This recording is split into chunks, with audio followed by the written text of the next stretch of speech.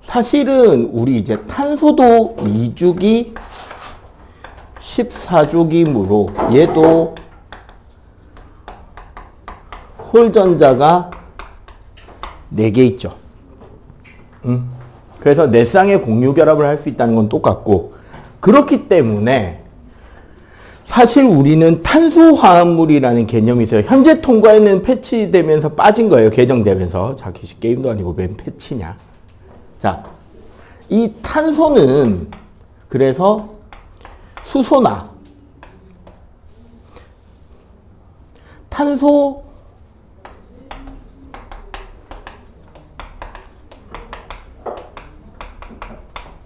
탄소를 뼈대로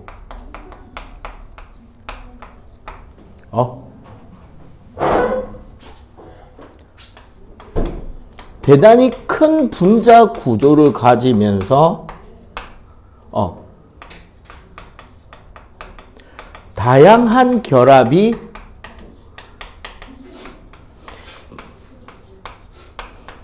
다양한 성질을 구현하는 게 탄소화합물의 핵심입니다. 그래서 예를 들어서 탄소에 수소만 붙어 있는 걸 탄화수소라 그러고, 그 탄화수소를 기본으로 해서 거기에 OH가 붙으면 알코올이 되고, 뭐 COOH가 붙으면 산이 되고, NH2가 붙으면 염기가 되고, 뭐 CHO 구조가 붙으면 알데하이드라 그래서 독성 물질이 되고, 이렇게 어떤 구조로 생기냐에 따라서 그 물질의 기본 성질이 결정되고, 그 기본 성질에서도 나머지 부분이 어떻게 연결되느냐에 따라서 조금씩 다른 물질들이 생겨납니다. 이거를 전문적으로 공부하는 대학교의 학과는 화학공학과고요. 그래서 소위 이공계 취업의 3대장이라고 부르죠.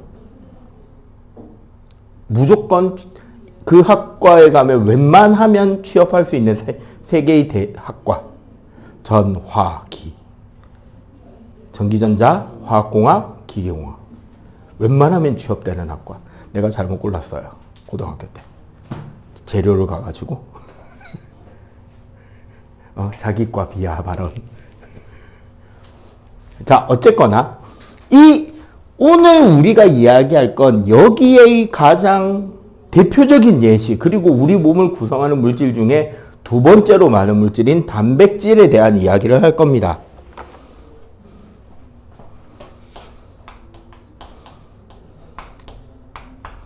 단백질은 아까 말했듯이 우리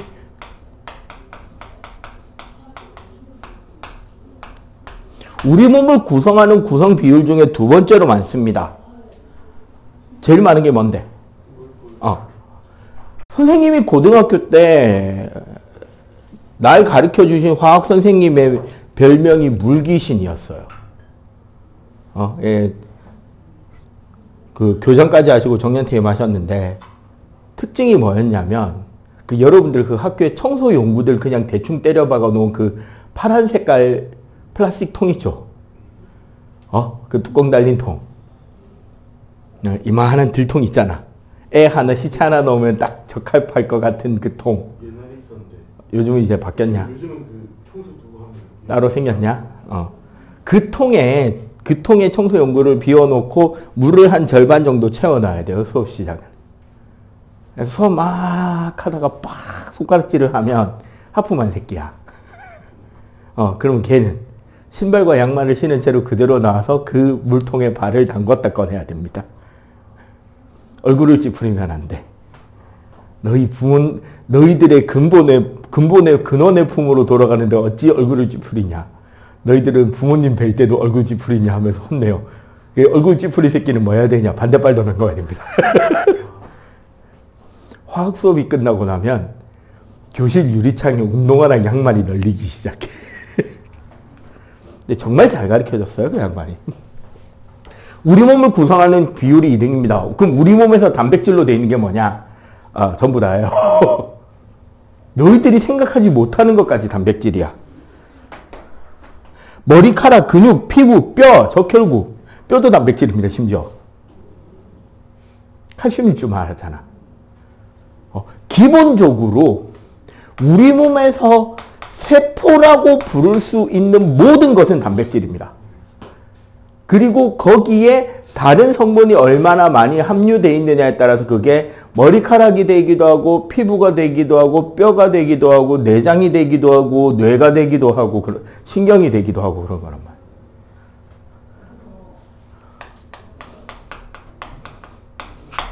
자, 이 아미노산에서 그리고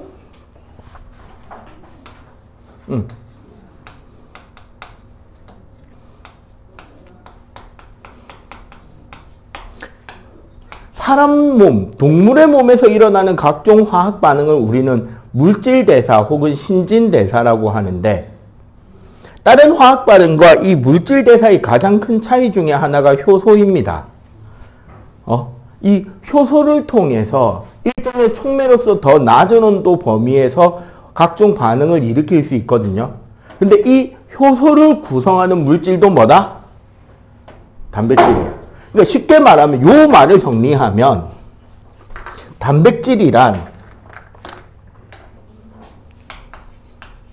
몸을 구성하고 그 구성된 몸의 작용을 조절하는 물질이 단백질이라는 거예요. 전부 다. 그리고 이 단백질의 가장 핵심 키워드는 바로 아미노산입니다.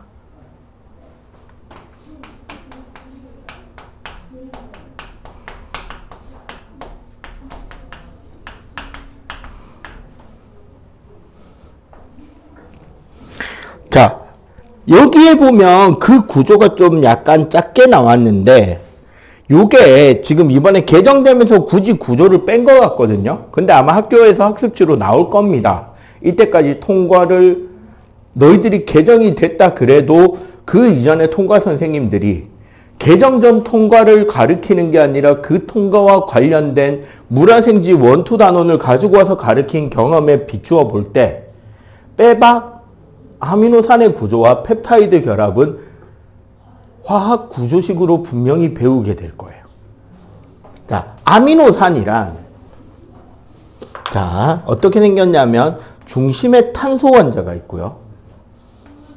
수소 하나와 요건 내가 동그라미 좀 따로 쳐야겠다.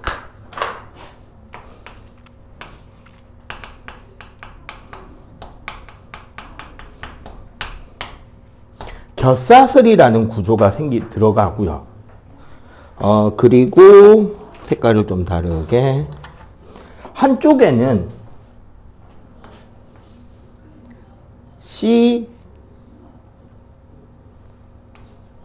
이중결합 O OH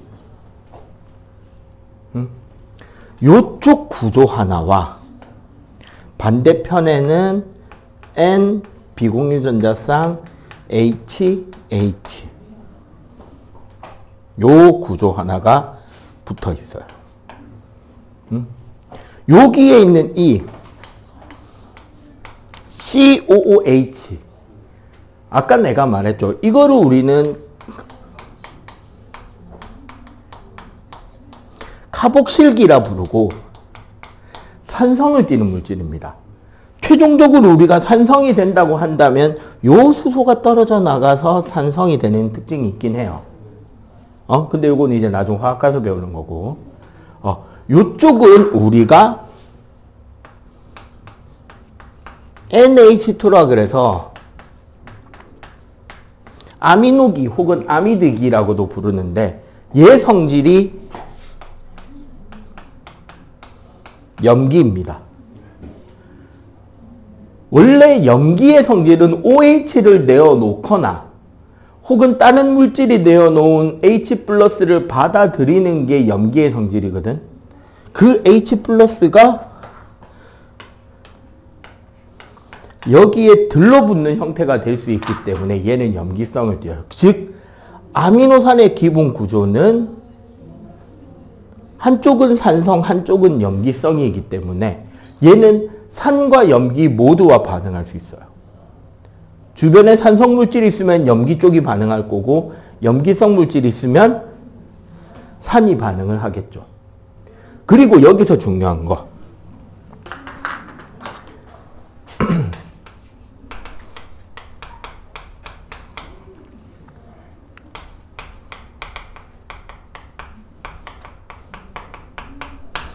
곁사슬 혹은 우리가 알킬기라고 부르는 부분인데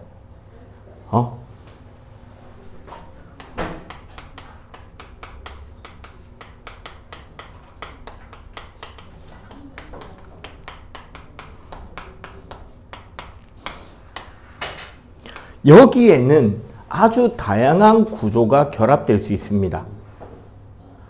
일반적으로 사람에게 필요한 필수 아미노산이 20가지거든요. 그건 뭐다? 여기에 붙는 알킬기가 20가지 이상이 있다는 거야. 그러니까 요 구조, 요 자리에 뭐가 붙느냐에 따라서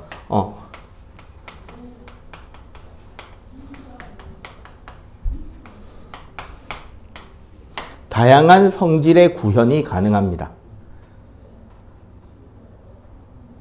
실제로 이 알킬기에 다양한 탄화수소 구조가 붙고 이것 때문에 어떻게 되느냐?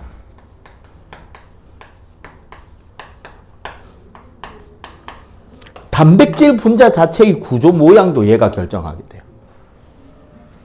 단백질이 이렇게 나선형으로 만들어지냐, 경첩처럼 접히냐, 직각으로 꺾이냐 이런 모양들이 이 곁사슬이 어떤 순서로 연결되어 있느냐가 결정을 하는 거란 말이야.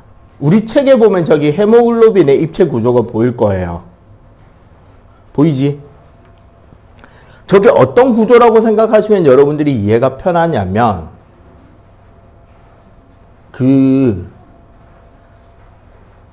테이크아웃 음료 판매점들이 쪽 뭐 커피나 각종 에이드 같은 거 파는 가게들이 많잖아. 거기에 우리 음료 4잔 주문하면 종이 이렇게 딱 접어가지고 컵 4개 속속 끼울 수 있는 그 모양으로 딱 박스를 짜주잖아요. 그거 짜서 위에 손잡이만 탁 날린 모양입니다. 그러니까 조금 이 움푹한 컵이 담기는 그릇이 4개가 있는 칸이잖아. 우리가 알고 있는 적혈구의 헤모글로빈 분자 구조가 실제로 그렇게 생겼어요. 그러면 그 단백질이 엉켜서 그 입체적인 둥지 같은 구조를 만들어야 되잖아.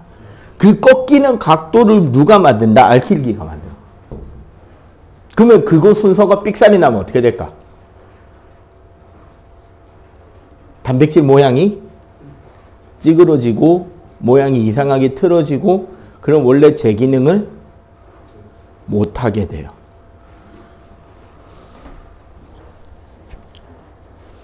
그래서 펩타이드 결합이란 그럼 뭐냐?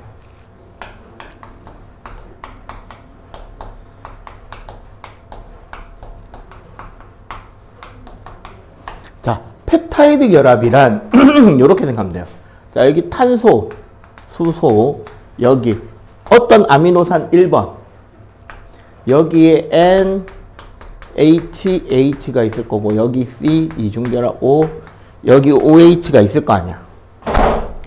그리고 여기에 다시 또 탄소, N, 이중결합, H, H가 있고 여기 수소, 여기 뭐 또 다른 아미노산이니까 R2가 되겠지? 그리고 여기에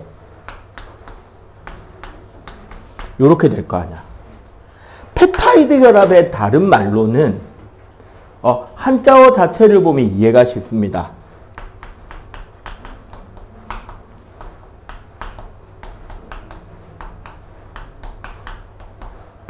탈수 축합 반응입니다. 탈수라는 건 무슨 소리다? 물을 빼내는 건데 사실은 진한 황산이 하는 역할 중에 하나이기도 해요. 근데 이거를 촉매가 대신하는 거야. 아미노산 2개에 물이 어딨냐? 여러분들 물 보여? 물이 없죠? 근데 있어요. 어떻게 물이 되느냐? 얘 떼내고 얘 떼내면 뭐가 돼? 그치? HOH가 돼서 물이 되죠. 요렇게 해서 탈수를 하고 요 구조와 요 구조가 바로 이어 붙는 거야. 그러면 구조가 어떻게 되는다?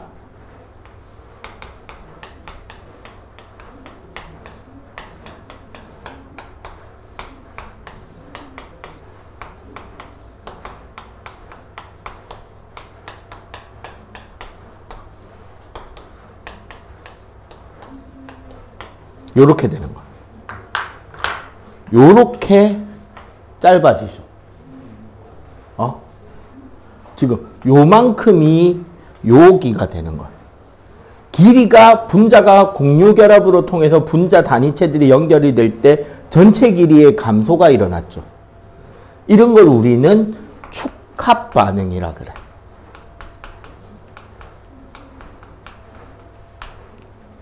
그럼 이렇게 보면 여기도 축합이 일어날 수 있고 여기도 날아가서 축합이 일어날 수 있지. 맞지? 계속 물 빠져나가고 물 빠져나가고 물 빠져나가면서 탁탁탁탁탁탁 끼워갈 수 있잖아. 그렇게 해서 아미노산들이 순서대로 쭉 연결이 되어서 이 아미노산들이 연결되는 결합이 펩타이드 결합이에요. 이렇게 만들어진 이 구조가 바로 펩타이드 결합.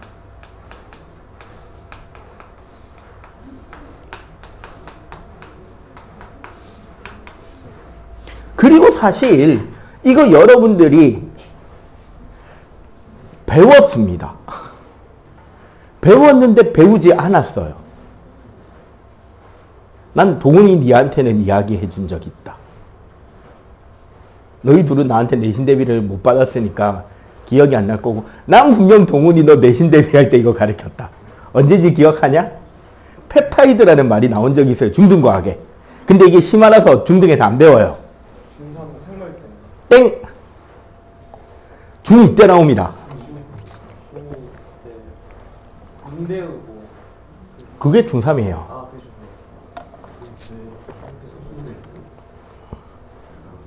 네, 소스노브에서 나와요. 단백질의 소화 과정 있죠. 그 소위 중간 단계 단백질을 위에서 펩신이 분해한 걸 원래 정식 명칭은 폴리펩타이드라 그러고, 이 폴리펩타이드를 트립실이 한 번 더 분해하거든. 이게 2,3펩타이드가 됩니다. 이게 무슨 소리냐? 단백질이 실제로 아미노산이 한 20-30개 분자 이상이 연결이 돼 있어야 돼. 이게 한 8개, 10개 단위 정도로 잘라진 단계를 폴리펩타이드. 그러니까 펩신이 자르는 부분하고 트립신이 자르는 부분하고 비슷한데 다르다는 거야.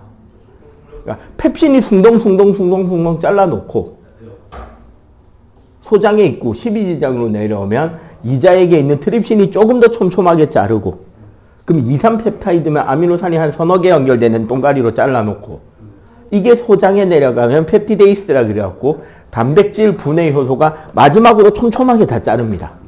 물 넣어가면서. 그러면 그게 뭐가 된다? 아미노산이 되고 그 아미노산을 소장이 흡수해 주는 거예요. 그 중간 단계 단백질의 이름이 폴리펩타이드하고 2,3펩타이드였단 말이에요. 그 폴리펩타이드, 2,3펩타이드가 아미노산이 몇 개 연결돼 있냐를 설명해 주던 거였어요. 근데 현행 중등에서는 그냥 중간 단계 단백질이라고 명칭 굳이 외워서 뭐 하게를 주장하는 거죠. 그거였다라는 걸 말해주는 거야. 오케이? 자, 일단 요거 정리. 이제 핵산 넘어가야 됩니다. 자, 핵산.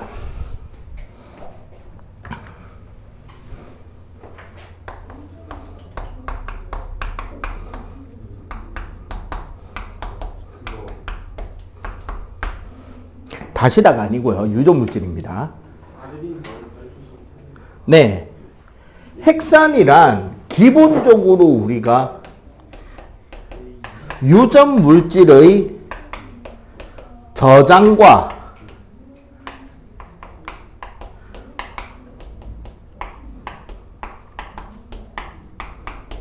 그 정보, 유전물질 정보 전달, 전달의 역할을 하는 것을 우리는 핵산이라 그럽니다. 그러니까 유전물질을 저장하는 거는 여러분들은 여러분들 부모님의 일부식을 닮았잖아요. 그 정보들이, 즉 여러분들 부모님이 가지고 있던 유전적 정보들이 여러분들한테 전달이 된 거란 말이에요. 그러려면 세포는 그 유전물질에 대한 데이터를 계속 저장해 놓고 있어야 되지. 세포 분열을 해서 세포가 두 개가 되면 얘랑 가지고 있는 정보랑 얘가 가지고 있는 정보랑 그대로 똑같은 정보를 둘 다 가지고 있어야 되는 거야. 그래서 저장한다는 개념은 정보의 복제를 포함합니다. 그래서 얘네들이 바로 DNA가 하는 일이에요. 유전 정보를 전달한다는 것은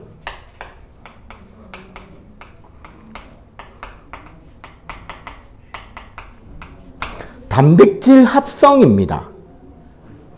뒤에 가면 아마 좀 더 자세하게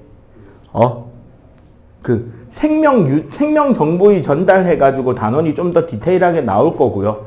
지금은 그냥 이런 물질이 있다 정도의 소개예요. 얘네들이 바로 뭐냐면 RNA입니다. 정확하게 말하면 이 둘은 어떤 역할들을 하냐면 핵 속에 DNA가 있고요. 이 DNA의 기본 역할은 복제입니다. 핵에서 나오면 안 되는 물질이에요. 심지어 최초의 생명체가 만들어지는 과정을 지난주에 간단하게 언급을 했었는데 맨 처음에는 그냥 처먹기만 하는 세포가 있었고 박테리아가 얘네들이 전부 다 처먹기만 하니까 이산화탄소 만들고 먹을 수 있는 유기물이 줄어들자 지 혼자 광합성해서 유기물을 만들어 보려는 박테리아가 태어나고 이 광합성하는 박테리아의 작용으로 그 바닷속의 산소 농도가 증가하자 이 산소 때문에 박테리아가 죽어가는 것을 극복하고 오히려 그 산소를 활용해서 더 많은 양의 에너지를 생산할 수 있는 박테리아가 태어나. 그러면 세 가지 박테리아가 이제 존재하죠. 최초로부터 있던 이 박테리아가 가장 힘이 셌기 때문에 얘네들은 남은 두 가지를 자신의 소기관으로 잡아먹어요. 그래서 광합성하는 박테리아가 잡아먹힌 게 엽록체고요. 산소로 호흡하던 박테리아가 잡아먹힌 게 미토콘드리아예요.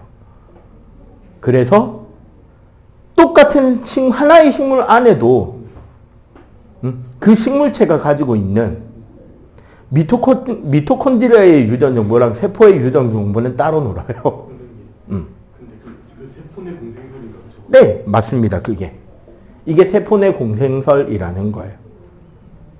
그래서 둘 다 잡아먹은 놈이 식물, 유기호흡 하는 것만 잡아먹은 놈이 동물이 된 거고 그 미토콘드리아 덕에 다세포가 가능해지는 거지. 에너지가 충분히 남기 때문에. 자, 이 DNA가 RNA라는 거를 만들어서 얘가 세포질로 가면 리보솜이라는 기관에서 단백질을 만들 수 있게 됩니다. 그러니까 DNA는 복제와 저장을, RNA는 리보솜으로의 정보 전달을 담당한다는 게 이게 생명 중심 원리예요. 뒤에 가면 배울 겁니다.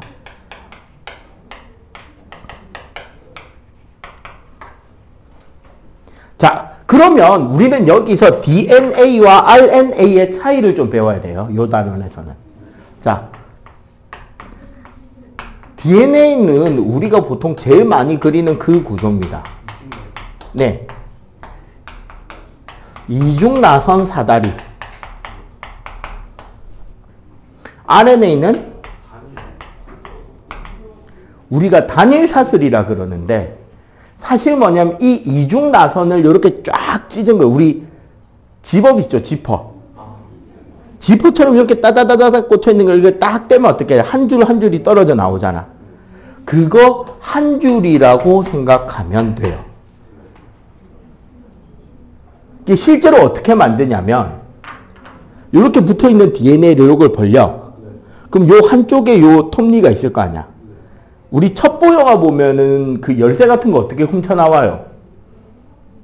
열쇠로 훔쳐 나오는 건 아니죠.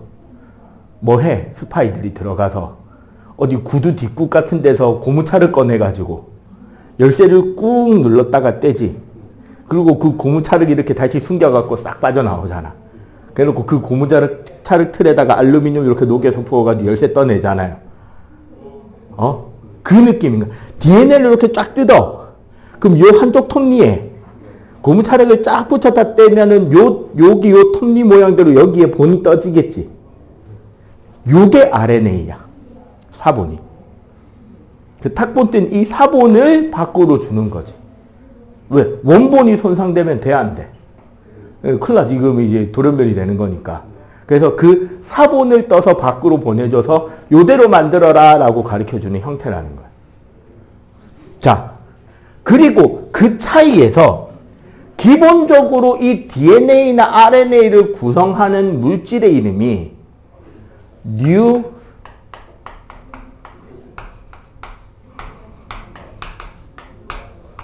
뉴클레오타이드라는 녀석이 기본 물질인데, 얘는 구조가 인산기,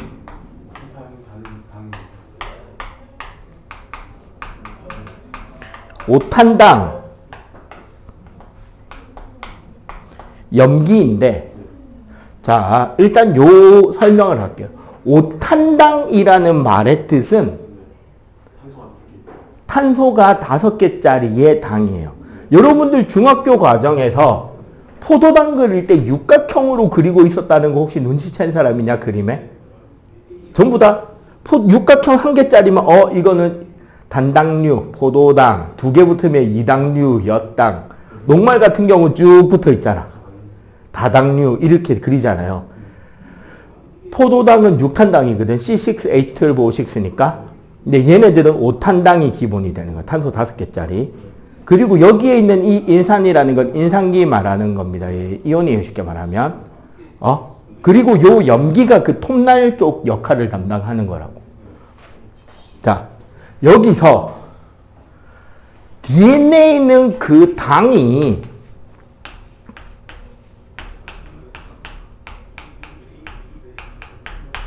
디옥시리보스라고 하고요. RNA는 리보스라는 당을 씁니다. 글자 외우기가 이래서 편해요. DNA니까 디옥시리보스. RNA니까 리보스. 사실 요 앞에 디옥시라는 말은 아니에요. 하나 덜 붙었다는 뜻입니다. 산소가 하나 부족하게 만들어진 리보스라는 뜻이에요. 찾아봤지. 나 맨날 2개인 줄 알았거든. 왜냐, 화학에서 은근히 앞에 B나 D가 붙으면 숫자 1을 뜻한단 말이야. 난 2개인 줄 알았더니 산소가 덜 붙었다는 뜻이래요. 그리고 여기 염기가, 여기 이 염기 서열이 정보암호입니다. 이 염기들이 딱 붙는 거에 따라서 염기들의 순서를 보고 아미노산 20가지 중에 뭘 갖다 쓸지를 결정해 주는 게 이 염기란 말이야. 그 염기 파트에 들어갈 수 있는 게 DNA는 아데닌, 타이민, 구아닌, 사이토신이에요. 예, 이름까지 외우면 좋긴 한데 그건 시험 칠 때 외워도 되고 지금은 그냥 글자로 ATGC 뭐 이렇게 외우면 됩니다. 그리고 리보스는 아데닌, 유라실, 구아닌, 사이토신이에요. 자, 선생님이 2개 짝 지어 놓은 것 같잖아. 그 이유가 뭐냐면 수소결합이라는 게 있거든요. 수소결합이란 학교에서 쌤이 말할 수 있을 만한 건덕지는 다 가르쳐 줄게요. 미리미리. 수소결합이란 원래는 분자와 분자 사이에 생길 수 있는 인력 중에 가장 큰 힘을 내는 게 수소결합이에요. 뭐냐면 수소가 플루오린이나 산소 혹은 굳이 따지자면 염소 정도까지와 공유결합을 하고 있는 상태에서 이렇게 되면 어떻게 되느냐. 수소가 가지고 있는 전자는 하나밖에 없는데 플루오린이나 산소는 전기 음성도라는 게 무지 세요. 그러니까 공유 전자를 자기 쪽으로 끌어다 당긴 힘이 졸라 좋아. 그러면은 얘네들하고 공유결합을 한 수소는 사실상 자기 전자를 공유결합이라 해놓고 뺏긴 상태야. 혹시 남동생 있는 사람? 형 있는 사람? 다 독자냐? 여동생 있냐? 여동생 있고? 그러니까 만약에 남동생이 있다고 치자고. 여러분들이 이번 설날에 꼭 해야 되는 역할 중에 하나는 뭐냐? 그냥 여러분들이 받은 용돈으로 사기 어려운 좀 비싼 뭔가를 동생을 꼬셔서 같이 사는 거야. 그리고 이 물건은 우리 둘의 공동 소유라고 꼬신 뒤에 힘으로 내만 사는 겁니다. 이게 방금 말한 그 공유결합의 비밀인 거야. 원래 공유결합이면 뭐예요? 중학교 때 배웠잖아. 나도 전자 한 개, 니도 전자 한 개. 요거 우리 같이 쓰는 거다. 근데 힘이 내가 세니까 내가 더 쓸 거다. 요 뒤를 숨겨놓고 있는 거야. 이게 극성 공유결합이라는 거야. 근데 그게 엄청나게 심해. 그럼 사실상 수소 입장에서는 전자를 거의 뺏긴 상태인 거지. 그렇게 된 수소는 상당히 플러스적 성향이 강하게 생길 거 아니야. 이 수소가 다른 플로린이나 산소나 염소가 가지고 있는 이 비공유 전자쌍과 사이에 강력한 인력이 생기는 거예요. 그러면 그냥 극성을 띠고 있는 분자들 사이에서 서로 당겨지는 인력보다, 그냥 만유인력으로 결합하려는 인력보다 월등히 강한 인력이 생깁니다. 이걸 수소결합이라 그래. 대표적으로 그래서 물이 끓는 점이 100도나 되는 거예요. 봐봐, 물은 분자량이 18이에요. 끓는 점이 100도입니다. 암모니아는 분자량이 17이고 극성을 띱니다. 근데 끓는 점이 영하 몇십 도예요. 메테인은 분자량이 16이고 극성이 없어요. 얘는 끓는 점이 영하 100 몇십 도예요. 알겠어? 극성이 없는 분자보다는 극성이 있는 분자가 분자 사이에 인력이 강하긴 해. 근데 물 같은 경우 특별하게 수소결합이 아주 강력하기 때문에 끓는 점이 100도까지 올라가 버리는 거야. 유독 튑니다. 그래서 사실 물의 비열이 가장 커요. 입자운동이 제일 방해되기 때문에 분자수도 많고. 물이 수소결합 두 개여가지고 HF보다도 더 수소결합이 강하다고? 네. H2. 분자 HF는 한 분자 연결되는데 물은 두 개씩으로 전부 다 연결이 되니까 총 결합력이 무진장 크고, 그래서 분자 간 인력이 강한 만큼 열을 가해줘도 입자 운동이 활발해지는데 인력이 방해를 해. 그래서 비열이 커요. 게다가 분자량도 되게 작잖아. 그런 이유가 있습니다. 근데 그게 이 수소결합이 A랑 T, A랑 U 사이는 2개가 생기고요. G랑 C 사이에는 3개가 생깁니다. 그래서 상보적 결합이라 그래서 DNA는 이게 양쪽으로 연결되어 있는 거거든, 사실. DNA를 그리면 요게 이제 이렇게 연결되는 거야.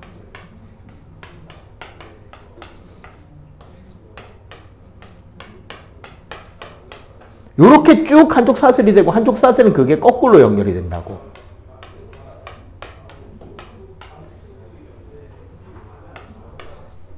요런 식으로 연결이 된단 말이야. 근데 그럼 요 염기와 요 염기, 요 염기와 요 염기, 요 염기와 여기 또 염기가 있겠지. 이쪽 뉴클레오타이드에 염기가 있을 거 아니야.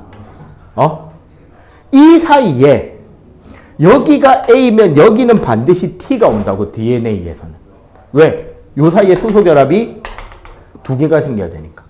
그럼 여기에 C가 오면 여기에는 반드시 G가 와야 되지. 왜? 요 사이에는 수소결합이 3개가 생겨야 되니까.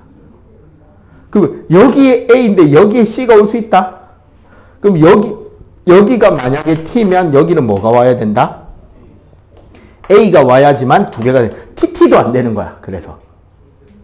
이렇게만 결합을 한다는 게 상보결합이라는 거예요. 그래서 뉴클레오타이드가 연결된 폴리뉴클레오타이드가 2가닥으로 이어지는 게 DNA, 한쪽만 있는 게 RNA이고, 그래서 항상 2개씩의 짝을 이룬다는 게 뭐다? 상보결합이라는 거다. 그래서 아까 RNA를 찍어낸다는 건 무슨 소리인지 이제 이해가 되죠. 이렇게 결합되어 있는 거를 한쪽을 떼내고 여기 RNA 만들 재료를 갖다가 붙이면 자 A 자리니까 여기는 U가 와서 붙겠지. C 자리니까 G가 올 거고 T니까 그냥 A가 연결이 될 거 아니야. 그럼 여기는 UGA라는 연기가 들어오는 거야. 그 RNA가 연결되고 요거 요렇게 찍어내고 요게 세포 밖으로 빠져나가고 그럼 아까 떼놨던 거 DNA 두 개를 다시 붙여놓으면 되겠지. 이렇게 두 가닥이 서로 딱 붙어 있으니까 손실도 덜 되고 보호도 잘 되고 요런 장점이 있는 거고 그 세포 분열할 때 여러분들 배웠을 거예요. 간기가 제일 길다고. 간기가 제일 길고 간기 동안 하는 일이 세포 분열을 준비한다라고 배웠잖아. 통과해서 다시 한번 배울 겁니다. 그때 하는 일이 DNA를 2배로 복제하는 거예요. 그래서 DNA를 2배로 복제했기 때문에 염색체 모양이 이렇게 분열 전에 간기 때는 나비 넥타이 모양으로 나오잖아요. 양쪽 두 가닥짜리가 나오잖아요. 그게 그겁니다. 이제 이렇게 연결을 해서 생각하면 이해가 편할 거예요. 오케이? 이렇게 해서 이 글자 순서대로 정보가 저장이 됩니다. 뒤에 가서는 이제 요걸 좀 더 디테일하게 어떻게 글자가 맞춰지는지가 아마 1학기 말 아니면 2학기 초쯤에 나와요.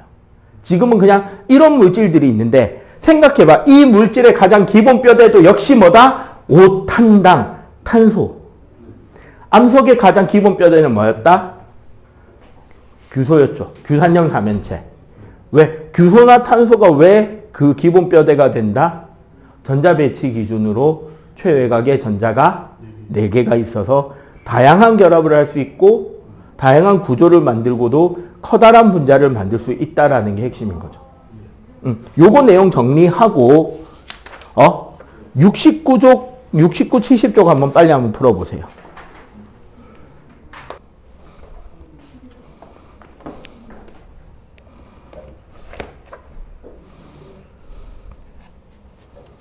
자, 전기적 성질.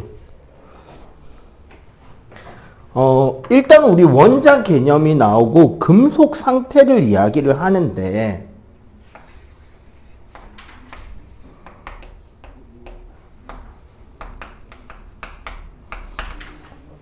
원자는 내부 중심에 이제 핵이 있고 그 주변에 전자가 있죠.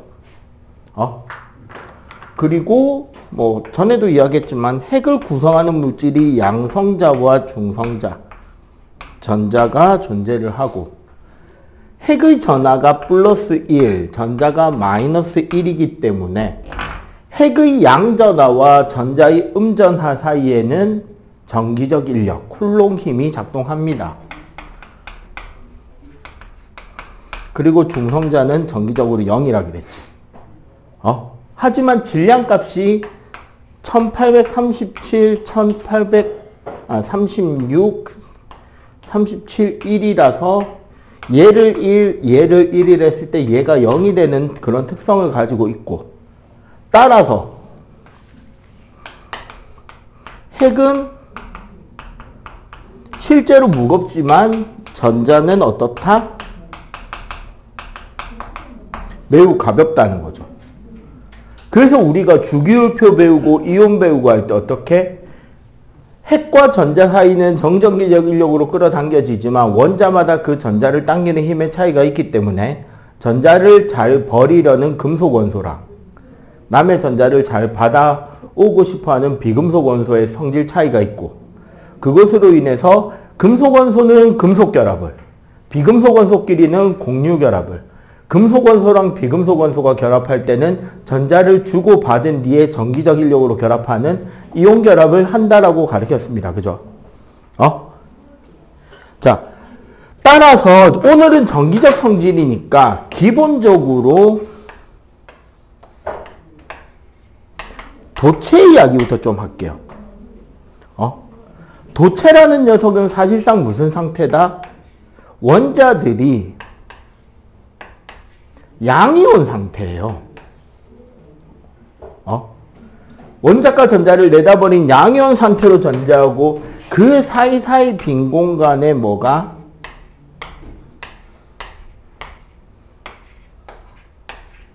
그 금속 원자에서 빠져나온 전자들이 존재를 하는데 얘가 특정 위치에 고정돼 있으면 공유결합일 거 아니야.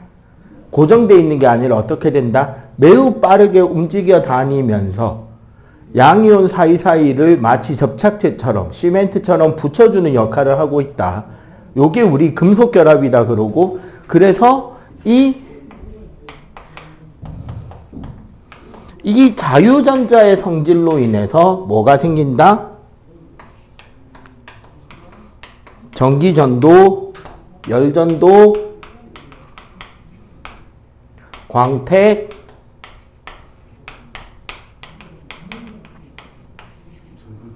전성과 연성이 생긴다라는 이야기를 했었습니다. 그죠? 그리고 중등교과에서 여기에 예를 들어 요렇게 전기적 극성을 걸어주게 되면 긴 쪽이 플러스니까 여기가 플러스 여기가 마이너스가 될 거 아니야. 그러면 전기적 인력에 의해서 이 전자들이 어디를 향해? 플러스 극쪽을 향해서 이동을 시작할 거고. 맞지? 그 과정에서 이 양이온들은 뭐 하게 된다? 원래 온도가 있으니까 열진동할 거 아니야. 맞죠? 열진동 하다 보니 전자들이 여기에 충돌해서 그 흐름에 방해가 되는 일들이 생긴다. 이게 뭐다? 저항이다라고 가르쳤어요. 중등 때는. 그래서 지금 여기서 이야기하는 요 구조를 이야기하는 게 요 구조라서 우리 저항의 크기는요. 중등 때는 뭐라고 가르쳤냐면 면적에 반비례하고 길이에 비례한다 그랬어.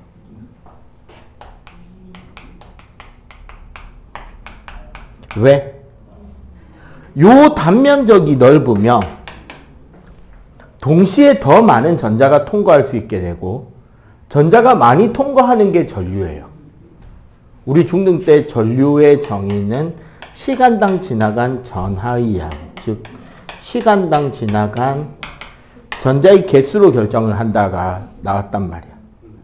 그래서 그리고 근데 얘가 저항의 반비례거든요. 즉 전자가 많이 통과할 수 있으면 저항이 작은 거. 전자가 통과하기 힘들면 힘들수록 저항이 큰 거라 그랬지. 근데 여기에 이제 뭐가 들어가냐?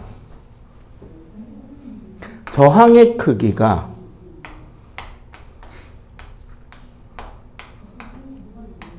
로우라고 하는 그리스 알파벳입니다. 얘의 뜻은 비저항이에요. 참고로 비저항의 개념이 뭐냐? 얘가 우리 시그마라 그러는데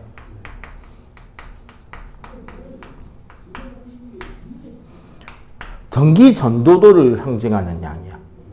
즉 비저항이 크다는 말은 전기 전도도가 작다는 말이 되겠지. 비저항이 작다는 말은 전기 전도도가 크다는 말이 되겠죠. 그래서 이 비저항이란 뭐가 결정하느냐? 원자 즉 이온 배치와 간격 플러스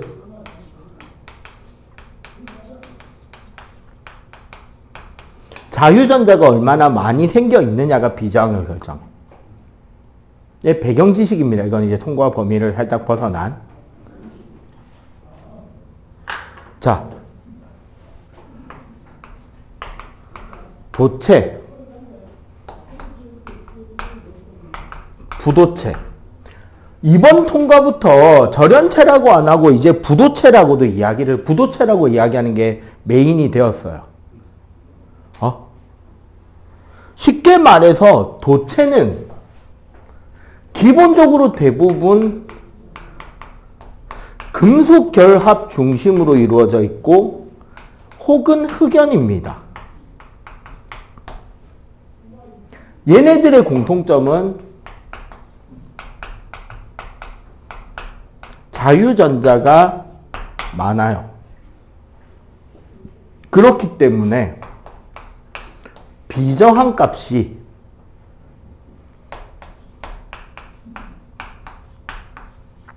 대부분 10의 마이너스 4승 범위 정도까지 요 정도에 분포합니다. 그럼 반대로 부도체는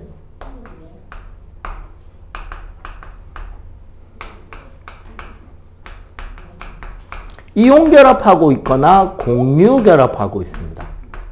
주로. 이온 결합이나 공유 결합을 하게 되면 자유전자가 생기기 쉽다 어렵다? 어렵겠죠. 그러니까 얘네들은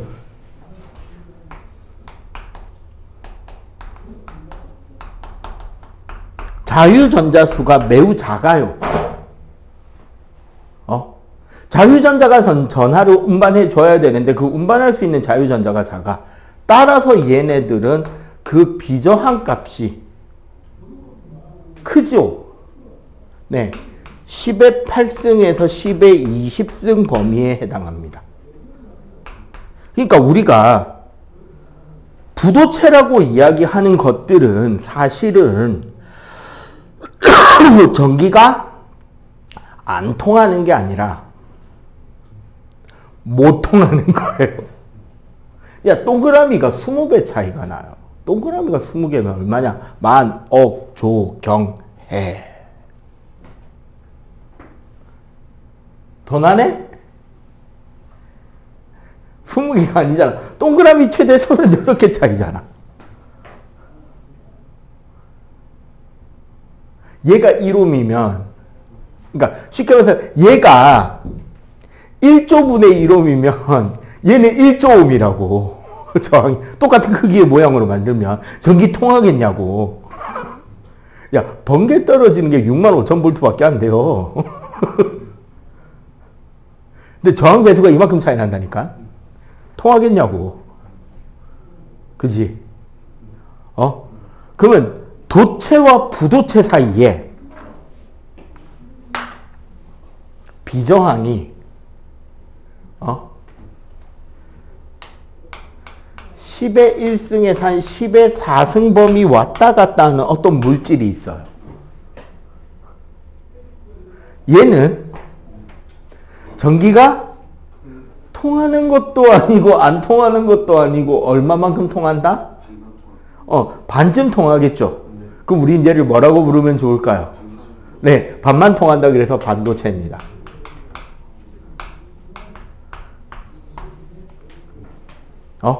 보통 얘는 이제 규소나 저마늄 플러스 어떤 다른 물질을 가지고 만들고요. 얘는 그래서 자유전자와 양공이 전하 운반을 해줍니다. 근데 그 수가 조금 그 중간쯤 되니까 도체만큼 잘 통하지도 부도체만큼 안 통하지도 않아요. 그리고 내가 어떤 특성한 물성을 입힘에 따라서 좀 더 전기가 통하게 할 수도 있고 좀 더 전기가 안 통하게 할 수도 있고 특정 방향으로 전기가 통하게 할 수도 있는 게 반도체인 거야. 내가 원하는 속성을 부여해 줄 수 있습니다.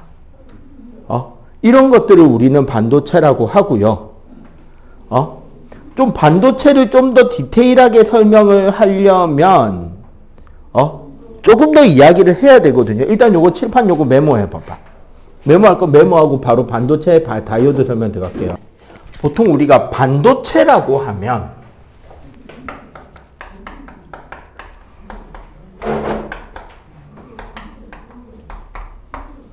순수 반도체가 있습니다. 순수 반도체는 규소나 저마늄의 결정이에요.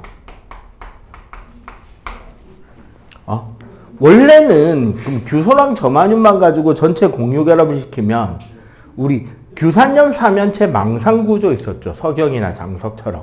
그런 입체적인 결정 구조가 나와야 되는데 그럼 구조가 너무 그걸 그리기엔 너무 복잡하니까 그냥 단순하게 그리면 격자무늬가 됩니다. 각각의 14족 원소들은 이웃한 몇 개의 4개의 다른 규소나 점화뮴과 연결이 되어 있는 이런 격자 형태 구조가 되겠죠. 그러면 요 격자 중심에 선생님이 그린 요 동그라미들이 뭐다?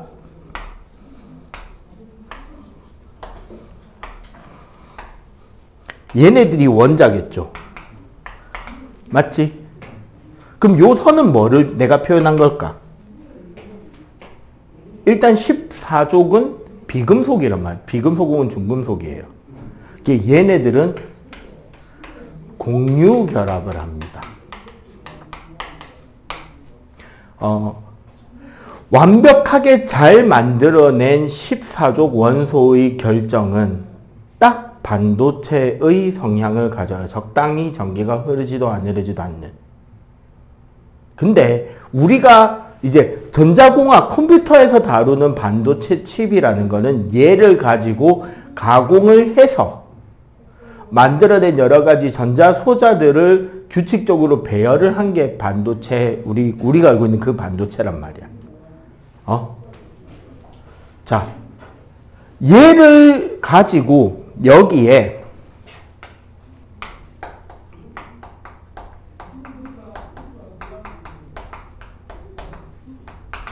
보통 우리가 도핑이라고도 하는데 불순물 치환을 시킵니다. 치환이라는 말은 여기서 원자 하나를 빼내고 다른 원자를 거기에 집어넣는 걸 말해요. 바꿔치기 하는 걸 치환이라 그래.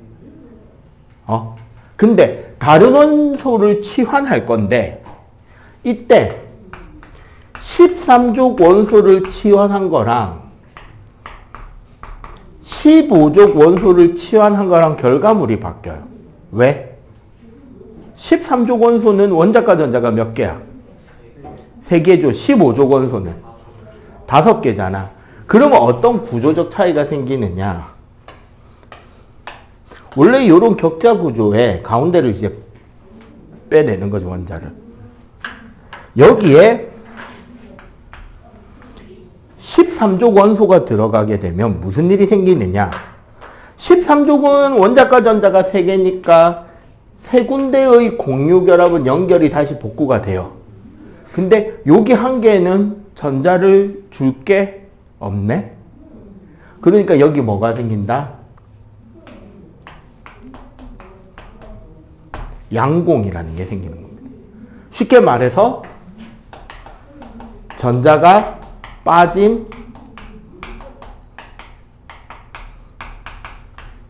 빈자리예요.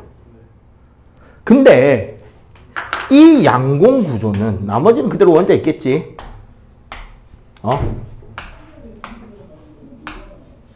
그지? 이 양공은 그냥 빈자리인데 뭐에 역할할 수 있냐? 플러스 전하 운반이 가능해요. 왜냐하면 이런 거야. 여러분들 지금 옆자리가 비어 있잖아. 뭐 가방이 놓여져 있거나 근데 이제 빈자리잖아요. 생각해 보면. 여러분들이 한 칸 옆으로 옮겨 앉으면 빈자리의 위치는 너희들이 원래 있던 자리 움직이지. 여러분들이 전자라고 생각해 봐봐. 전자가 움직이는 방향과 빈칸이 움직이는 방향은 반대로 움직이죠. 즉 전자가 이동해 가는 반대쪽으로 빈칸, 양공이 움직여가는 것처럼 보이게 된다는 거지. 실제로 양공은 이동하지 않는데 양공이 이동하는 것처럼 보이게 되는 현상이 나타나는 거잖아.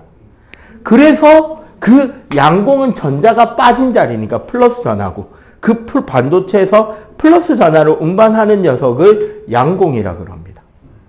그러면 이렇게 13족 원소를 치환해 넣어서 양공을 억지로 만들어낸 전자는 그 반도체는 원래 반도체보다 전하를 운반할 수 있는 녀석의 개수가 늘었죠. 그러면 저항값은 좀 더 작아지고 저항은 좀 더 줄고 전기가 좀 더 잘 통하는 물질이 되고 대신에 무슨 전하를 띈다? 플러스 전하를 띠잖아. 맞지? 그래서 이렇게 만들어진 반도체를 영어로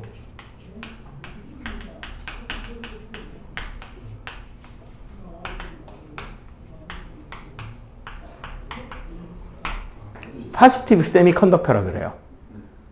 이거를 한글로 번역하면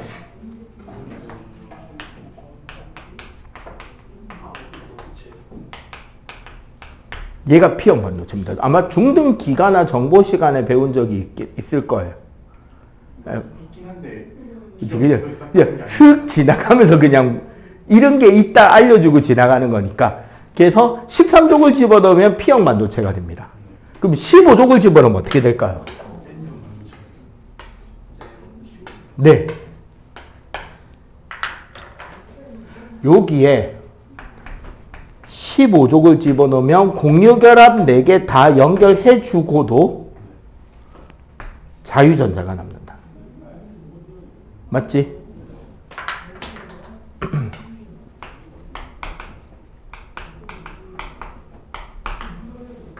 그러니까 나머지 원자들은 다 그대로 있는데 자유전자가 더 생기죠. 그래서 얘가 뭐 한다? 격자 사이를 이동하면서 마이음전하가 운반하게 되겠죠. 그래서 얘를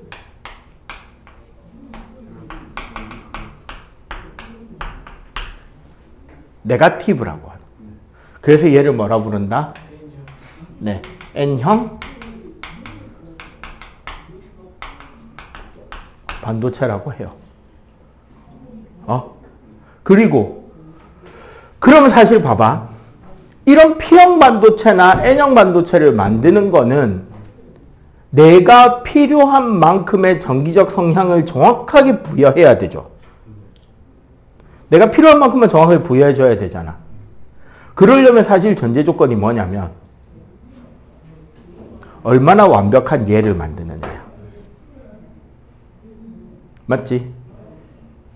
이론적으로 수율 100%의 완벽하게 순수한 순수 반도체를 만들어야 여기에 다른 레이저라든가 다른 테크닉을 통해서 내가 원하는 만큼의 딱 성질을 가지는 P형 반도체가 내가 원하는 성질만큼의 N형 반도체를 그것도 균일하게 걔네들이 분포되는 양공과 전자가 분포되어 있는 반도체를 만들 수가 있겠죠. 우리나라가 딱 한 6년, 5년, 6년 전까지 되게 고생했던 것 중에 하나가 얘입니다. 그 코로나 터지기 직전쯤에 여러분들 그거 기억해요? 노노재팬 기억하지? 일본 물건 쓰지도 않습니다. 사지도 않습니다. 그때 그게 이제 그 옛날 일제시대 때 글로위안부 그 일제시대 때 끌려갔던 노동자분들하고 우리 그 할머니분들의 그 피해에 대한 피해 보상을 우리나라 법원에서 일본 그 당시 전범 기업들이 보상이 되지 않았다 그래서 제가 알기로 미쓰비시 재산하고 몇 개 회사 그 한국 지사의 재산을 압류하고 뭐 그렇게 해가지고 그것 때문에 이제 일본하고 우리나라의 정치적 갈등이 좀 심해졌었는데 그때 일본이 우리나라에 판매 금지를 내린 제품 중에 하나가 얘입니다. 그러니까 우리나라 반도체 회사는 특히 메모리 반도체는 전 세계 시장의 75%를 우리나라 회사 3개가 먹고 있었거든. 전 세계 메모리 반도체의 75%가 우리나라 회사 3개였어요. SK 하이닉스, LG 반도체, 삼성 반도체.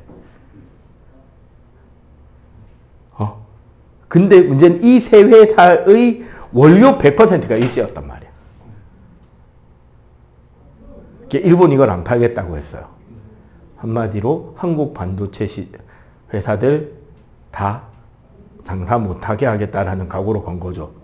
근데 그럴 수밖에 없는 게 우리가 생각하기에 이런 겁니다. 되게 단순한 거예요. 예를 들어 빵을 굽는다. 야, A 회사 밀가루 다 떨어지면 B 회사 밀가루로 구우면 되지. 철원쌀 다 떨어졌으면 오대산쌀 쓰면 되지. 근데 미묘하게 맛이 바뀌죠. 그래서 특정 브랜드 쌀만 먹거나 특정 지역의 쌀만 먹는 사람들이 있단 말이야. 반도체는 그게 더 심해요. 되게 민감한 소자란 말이야. 그래서 똑같은 수율 100%짜리 순수 반도체를 만들어줄 수 있는 일본이 아닌 국내 기업이나 미국 기업이나 유럽 기업이나 러시아 기업을 써도 똑같은 수율이 100% 똑같이 그대로 안 나와요. 그럼 공장을 어떻게 해야 되느냐? 그 재료 하나를 바꾸려면 모든 공장을 올스탑을 해야 돼요. 올스탑을 하고 그 라인 한 개 있지. 생산 라인 기계 쭉 한 줄. 한 줄만 딱 켜서 바뀐 소자로 생산을 시작해보는 테스트로 한 100개. 100개면 100개, 1000개면 1000개만 딱 찍어보는 거야. 그래서 분량이 얼마나 나오는지, 그 분량률이 어디서 나오는지, 어떤 차이 때문에 분량률이 생겼는지 그 한 개 라인에서 조사를 해. 되게 정밀하게. 그래서 우리가 원하는 수준 이상으로 품질이 올라오면 라인을 하나 더 깔아놓고 또 돌려봐요. 라인 2개를 돌려봐. 웃기는 거. 한 줄에서 세팅을 다 잘했잖아. 근데 이 세팅을 그대로 본떠서 두 번째 라인 세팅을 하고 돌리면 또 불량률이 파도를 타요. 그럼 어떻게? 2개를 돌려놓고 다시 불량률 컨트롤을 해. 그럼 2개에서 이제 원하는 불량률 이내의 품질로 물건이 생산이 되잖아. 그러면 공장 건물 1개를 돌려봐. 그리고 옆에 공장 건물 하나를 다시 또 돌려봐. 그럼 이 공단 지역에서는 생산이 괜찮으니까 다른 공단에 또 들고 가서 또 세팅을 해. 또 불량률을 체크해. 안 나오면 다시 하나하나 돌려서 다시 체크를 해서 다시 세팅을 해. 최소 1년에서 2년은 걸릴 거라고 생각했어요. 생산이. 그래서 일본이 일부러 그거를 무기 삼아서 안 팔아 해버린 거고. 우리나라는 회사마다 재미있는 짓거리를 했는데 SK는 미국 쪽 회사랑 손잡고 미국 회사의 이거 생산 기지를 국내에 유치했고요. 야, 세계 시장의 75%를 먹을 수 있는 찬스야.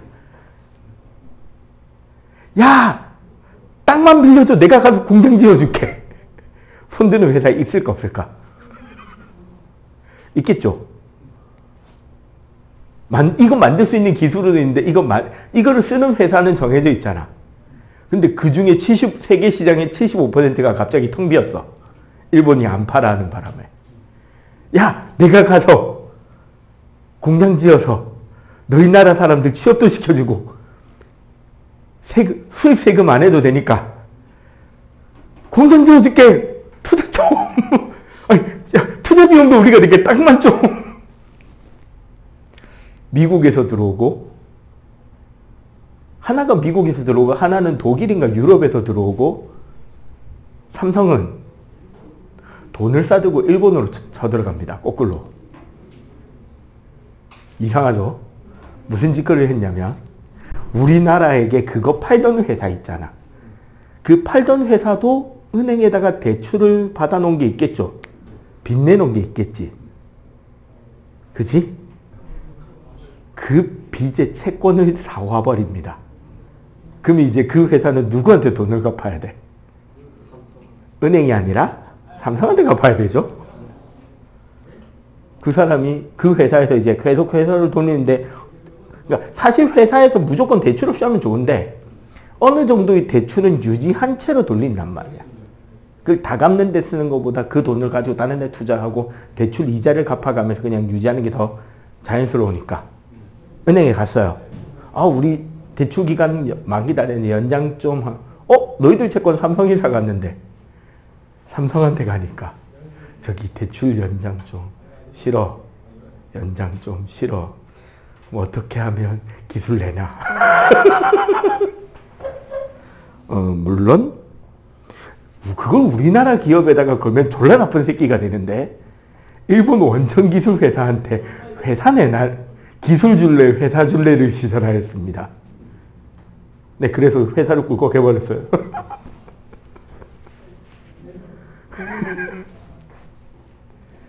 이거 자기네들이 자기네들 걸 팔아주던 그 회사를 그냥 꿀꺽했습니다. 그 회사가 삼성기업이 돼버렸어요.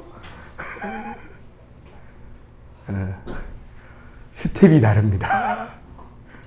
역시 제드래곤. 그래서 왜 그게 가능했냐? 첫 번째, 우리나라는 엔지니어를 갈아 넣습니다. 괜히 아이언맨에서, 괜히 엔드게임에서 엔지니어를 갈아 넣은 게 아니죠. 아이언맨이 자기의 목숨을 갈아 넣었잖아. 우리나라는 대기업 연구진 엔지니어들이 자신의 체력을 갈아 넣어서 최소 1년 걸릴 거라고 생각한 걸 4개월 만에 끝나고 8월 말에 휴가 가셨습니다. 그리고 그 기간 동안 공장을 꺼놔도 됐던 게, 그 메모리 컴퓨터 같은 거 보면 몇 나노 공장 이야기 나오잖아. 한 세대 신제품이 딱 나와서 생산을 졸라 했는데, 신제품 생산을 졸라 많이 했는데 물건이 많이 나오니까 메모리값 가격이 떨어질 거 아니야. 공장에 물건 쌓아놓고 안 팔고 있었어요. 야! 꺼도 돼! 일단 생산하는 사람들 휴가 먼저 보내고 연구진만 남아. 자, 돌려. 철야 야근을 밥 먹듯이 하고 4달 만에 그 세팅 끝내고 다시 돌리기 시작. 그래놓고 수입해가는 회사들한테 그러지. 일본 저 새끼들, 나쁜 새끼들 때문에 예전보다 지금 불량률이 거의 비슷하게 맞추긴 했는데, 그래도 불량률이 좀 더 나올 수 있는데, 나오면 저 새끼들 문제긴 한데 우리가 AS는 해드릴게요. 일본이 2년 만에, 야, 다시 우리 다시 수출 금지한 거 풀어줄 테니까 우리 거 사가라. 미쳤냐? 왜? 다시 일본 거 쓰려면 뭐 해야 돼? 다시 몇 달 야근하면서 바꿔야 돼. 바꾸겠냐고. 네, 일본이 좋댔죠. 왜? 세계 시장의 75%를 잃어버렸습니다. 그 와중에 우리나라 자체 기업하고, 그리고 외국 기업 수입도 하고, 외국에서 우리나라에 공장도 짓고 해서 우리나라는 잘 버텼어요. 어쨌거나. 자, 넘어가 76조. 다이오드, 발광다이오드, 유기 발광다이오드, 트랜지스터, 집적회로가 쭉 나오는데 간단하게 설명할게요. 어차피 여기는 제품 소개이기 때문에 다이오드는 좀 배워야 됩니다.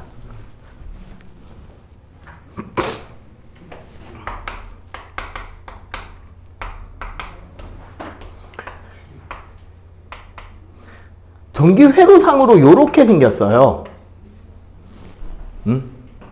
어떤 그림인 것 같아? 지금 보면 이쪽으로는 화살표죠. 맞지? 이쪽은 안 돼. 막은 것 같지? 뜻이 이거예요. 다이오드는 이쪽에서 이쪽으로는 전류가 통합니다. 근데 반대쪽으로 전류를 흐르게 못하는 장치예요. 이거를 우리는 정류작용이라 그래요. 어떻게 이게 가능하냐면, 이 다이오드는 실제로 보면 P 반도체 절반, N 반도체 절반이 연결되어 있거든. P형 반도체는 양공이 있고요. N형 반도체에는 전자가 있잖아. 이때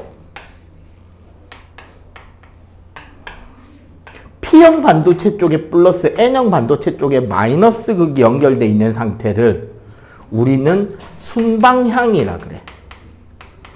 순방향, 혹은 좀 더 정확하게는 순방향 바이어스라고 합니다. 순방향의 전압이 걸리면 양공이 전자가 접합면으로 이동을 하게 되고요. 그 과정에서 결국은 뭐가? 전자가 양공을 채워주면서 둘 다 소멸을 하게 되죠. 이 과정에서 결국 우리 전자들은 음극에서 양극 쪽으로 전자가 이동해서 들어올 수 있게 되고요. 전지에서 출발한 전자들은. 전자가 마이너스에서 플러스로 이동한다는 소리는 결국 뭐다? 플러스에서 마이너스 쪽으로 전류가 흐르고 있다는 소리가 되는 거예요. 그런데 역방향으로 다이오드를 꽂잖아.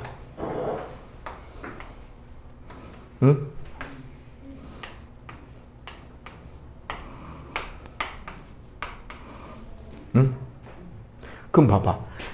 양공은 마이너스 극쪽인 이쪽으로, 전자는 플러스 극쪽인 양쪽 가로 갈라질 거잖아요. 이렇게 양쪽으로 쫙 갈라지면 요 가운데 쪽에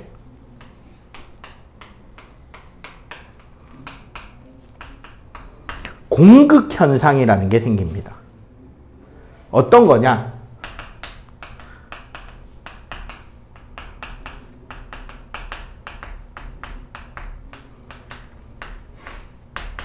전하를 운반해 줄 수 있는 전하 운반체가 아예 없어지는 부분이 생기겠죠. 그러니까 저기선 전기가 통한다, 안 통한다? 안 통하게 끊긴다는 거예요. 그러면은 이 다이오드들이 회로에서 그럼 어떻게 작용을 하느냐? 봐봐.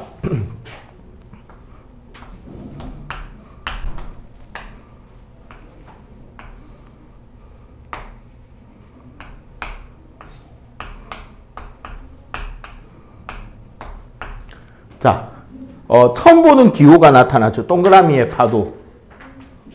이게 뭐냐면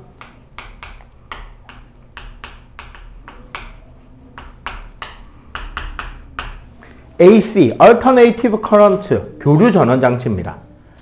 그냥 간단히 말해서 콘센트예요. 우리 전기 코드 꽂는 거.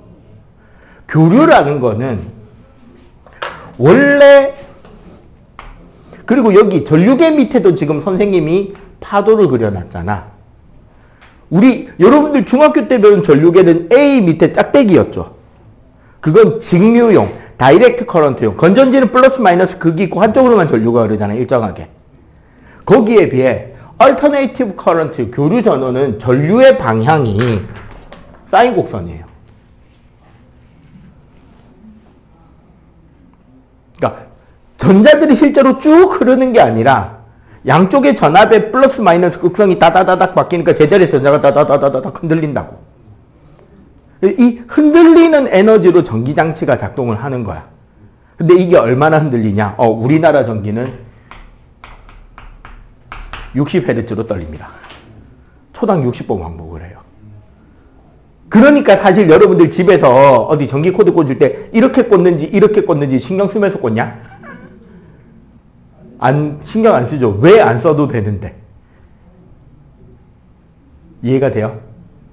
아무 때나 꽂아도 그게 그거라서 그래. 1초에 60번 먹히니까.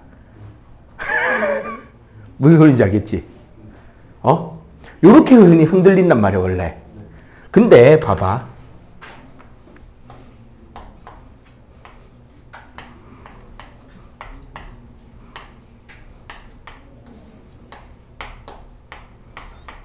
자, 다이오드를 하나 꽂았죠.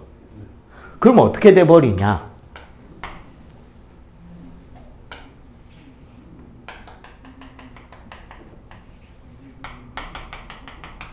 요렇게 돼요. 무슨 소리다? 요 상태일 때는 요렇게도 전류가 돌고 반대로도 전류가 돌았잖아. 근데 이거 다이오드 하나를 꽂음으로써 요렇게 도는 순방향은 가능한데 여기서 이렇게 도는 역방향은 안 돌게 되는 거야. 그러니까 역방향에서는 실제로 전류가 흐르지 누설 전류라 그래서 극히 미세한 전류가 반대쪽으로 이렇게 흐르는 게 있긴 한데 이거는 사실상 무슨 취급한다? 0 취급하는 거예요. 그래서 한쪽으로만 전기가 흐릅니다. 그래서 요거를 조합을 잘 짜잖아.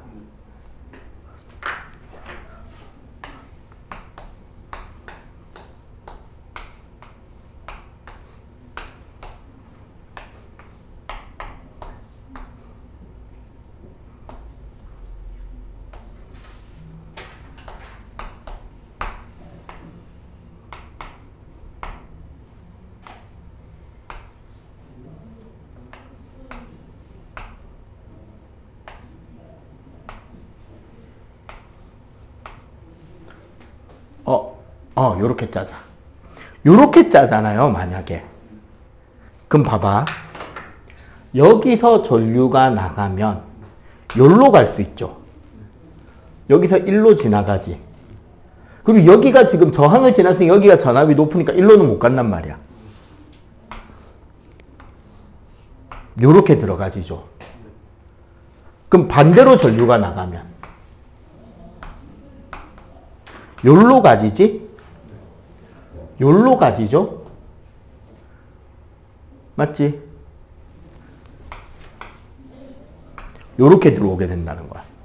그럼 요런 구조를 짜면 결국 전류가 어떻게 흐른다? 노란 거 흐르고 빨간 거 흐르고 노란 거 흐르고 빨간 거 흘러요. 여기에 나중에 물리학 이제는 원에 아마 언급은 해줄 겁니다. 축전기라는 장치가 있거든요. 물투에 원래 나오는 장치인데 그거를 여기다가 요렇게 하나를 달아주잖아. 얘가 하는 역할이 뭐냐면 전류량이 늘어날 때는 늘어나지 못하게 좀 눌러주고 전류량이 줄어들면 줄어들지 못하게 메꿔줍니다. 이 장치를 하나 달아주면 이게 요렇게 바뀌어요. 전류가. 야 이거 직류잖아. 파란색 가져오면. 맞죠? 요 장치가 얘예요. 우리 어댑터라고 부르는 이 장치들 있잖아. 우리 노트북 어댑터 생각해봐. 선생님 노트북 어댑터 65W짜리거든요. 220V짜리 교류 전기를 받아서 65W 직류 전기로 만들어서 노트북에 꽂아줘요. 그래서 이건 뭐도 되냐면 봐봐. 핸드폰 충전됩니다. USB-C 단자니까. 물론 발열이 많아서 나도 많이 쓰진 않는데 이게 가능해요. 그 말은 뭐다? 여기로 들어오는 전기는 교류였는데 여기서 여기서 들어오는 건 교류였는데 여기서 나오는 건 직류로 바뀌어 있다는 거지. 그리고 핸드폰 충전할 수 있는 그 볼테이지하고 전류 맞춰서. 노트북도. 단지 총 전력량은 크죠. 전류량이 많으니까. 그렇게 해서 똑같은 USB 충전기 줄로 쓸 수 있게 되어 있습니다. 요게 이제 우리가 말하는 다이오드의 주 기능인 정류 기능이에요. 교류를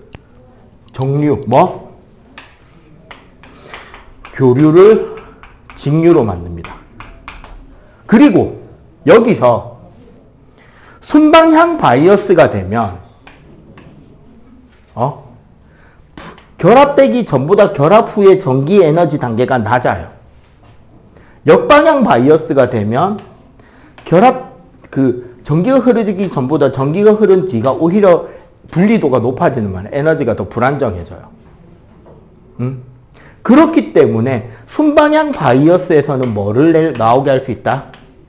여기에 특별히 빛을 꺼집어낼 수 있는 다이오드를 만든 게 라이트 이미팅 다이오드. 앞 글자만 줄여서 LED입니다. 그리고 LED 중에 그 LED 빛을 내는 걸 반도체가 아닌 유기물 소자를 복합적으로 만들어낸 LED를 어드밴스드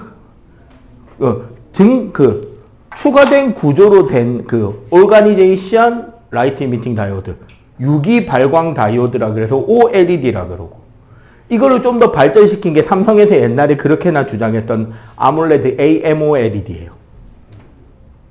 그리고 요즘은 이제 이거 LED 소자를 일반 유기물 소자보다 더 작은 입자에서 빛을 낼 수 있게 만든 퀀텀 닷 LED, 그게 QLED입니다. 이런 것들을 이제 쓸 수 있는 거고요. 트랜지스터는 소개만 할게요. 통과니까. 물2에 나옵니다. 물1에도 안 나와요. PNP라 그래서 P형 반도체, N형 반도체를 이제 이중조합한 거죠. 세 겹으로. 혹은 NPN도 있는데 일반적으로 얘는 요쪽 PN만 통과하는 1차 회로랑 이게 크게 돌릴 수 있는 2차 회로의 이중 회로거든요. 그래서 1차 회로에 일정 이상의 전류가 흐를 때 큰 회로 전기가 통하게 하는 스위치 기능과 1차 회로의 미세한 신호를 큰 신호로 증폭할 수 있는 증폭 기능이 있습니다. 그래서 마이크나 오디오의 증폭기 혹은 신호 증폭을 해야 될 때 쓰는 장치가 트랜지스터예요. 옛날에는 이 트랜지스터가 없을 때는 진공관을 썼고, 그러니까 여러분들 아마 학교 정보 시간에 최초의 컴퓨터 애니악, 에드박, 에드삭 하면서 그 최초의 컴퓨터랍시고 건물 한 층 쓰고 있는 거 본 적 있을 거야. 맞지? 그렇게 컸던 이유가 걔는 뭐였다? 진공관이었어요. 이 기능을 해주던 게. 이게 지금 저 그림에 있는 요 손톱 크기만한 칩으로 바뀐 게 트랜지스터야. 그리고 그 밑에 보면 우리 마이크로 프로세서나 마이크로 컨트롤러 있죠. 그리고 이제 저 마이크로 프로세서도 저게 이제 우리 컴퓨터를 컨트롤하는 CPU와 그래픽 전문 컨트롤러인 GPU가 있고 막 그렇게 요즘 컴퓨터 이제 강조하잖아. 예, 뭐 이제 코인 캘 때도 그 뭐 그래픽카드 졸라 비싼 거 쓰면 빨리 켜진다 뭐 이렇게 나오는 게 GPU 처리하는 스타일 방식이 달라서 그래요. 근데 이제 그런 것들은 결국 뭐냐면 방금 우리가 배운 요 다이오드랑 트랜지스터가 집적 회로에서 초고밀도 집적 회로하면 1제곱센티미터에 보통 10,000개에서 1,000,000 개가 꽂힙니다. 요만한 우리 반도체 칩 하나에 트랜지스터랑 다이오드가 1,000,000 개가 꽂혀 있는 거예요. 그러면 그 초미세한 그 구조를 그리고 걔네들한테 전선을 연결해 주려면 엄청나게 가느다란 선으로 전기 신호가 들락거릴 수 있는 전선판이 그려져야 될 거 아니야. 그러니까 부도체 기판 위에 금으로 레이저로 금을 쏴서 그 선의 굵기를 세팅을 하는데 요즘에 그 반도체나 이런 거 할 때 몇 나노 공정 이야기 나오잖아요. 신문기사나 뉴스 보면 나오잖아. 그게 뭐냐면 그 전선 굵기를 몇 나노까지 가늘게 붙일 수 있느냐야. 그럼 이 선이 가늘면 가늘수록 더 적은 전기 에너지로 더 크게 만들어야 되는 걸 더 작게 만들 수 있게 된 거지. 극단적으로 말해줄까요? 여러분들 이거 들으면 웃길 건데 아폴로 11호 달 착륙선에 들어가 있는 컴퓨터 있죠? 286입니다. 286 컴퓨터라고. 저기 국제우주정거장 있죠? 국제우주정거장 컨트롤하는 컴퓨터 CPU가 뭔지 알아요? 맨 처음에 나온 펜티엄이야. 펜티엄이 언제 나왔냐면 99년에 나왔어요. 나 대학교 때 나왔다고, 펜티엄이. 그러니까 쉽게 말해서 여러분들 핸드폰보다 구려요, 국제우주정거장 컴퓨터가. 근데 왜 그거 쓰게? 오류가 그렇게까지 돌려서 오류가 안 나는 CPU라는 게 확정돼 있으니까 그 작동에서는 어떤 악조건에서도. 그래서 그런 데는 되게 장비를 옛날 걸 씁니다. 자, 이런 것들이 전부 다 이제 반도체 소자들이죠. 다이오드, LED. 그래서 이런 것들을 바탕으로 도체들은 우리 이제 전선 같은 거 쓰고, 반도체에도 봐봐. 그러면 LED는 전기가 통할 때 빛이 나는 게 LED잖아. 그럼 그 역반응도 가능하지 않겠냐? 외부에서 빛을 받으면 전자와 양공이 분리가 돼요. 그럼 여기에 건전지가 있는 게 아니라 여기 전구가 있다면 어떻게 될까? 여기서 전자가 움직여 버리겠지. 그러면은 태양빛을 받아서 전기가 흐를 수 있는 장치도 만들 수 있겠네?